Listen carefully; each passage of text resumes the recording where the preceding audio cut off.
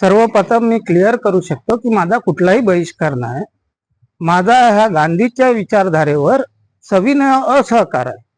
कारण का माननीय निवडणूक आयोगावर व त्यांच्या प्रक्रियेवर माझा विश्वास नसल्यामुळे ह्या ज्या ईव्हीएम घोटाळ्याच्या गडबडीच्या ज्या कहाण्या तुमच्या मीडियाच्या माध्यमातून सोशल मीडियाच्या माध्यमातून ह्या येतात आणि देशभरातील जे आपण निवडणुकाचे चित्र पाहिले ते याच्यावरून मला असा विश्वास वाटतो का हा निवडणूक आयोगाचा घोटाळा आहे.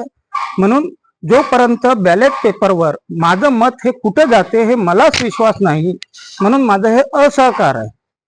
लोकशाही निवडणूक हा लोकशाहीचा उत्सव असला पाहिजे, पण तो फेअर पद्धतीने असला पाहिजे, पारदर्शक पद्धतीने असला पाहिजे. स्वतंत्र नागरिकासाठी माझ्यासाठी ही सगळी यंत्रणा आहे निवडणूक आयोग वगैरे. मी त्यांचा निवडणूक आयोगाचा कठपुतली नाही. म्हणून एक स्वतंत्र नागरिक म्हणून माझी ही मागणी आहे की बॅलेट पेपरवर निवडणुका घ्यावा. पूर्ण कुटुंब सहभाग आहे का यात? नाही, हा माझा निर्णय आहे.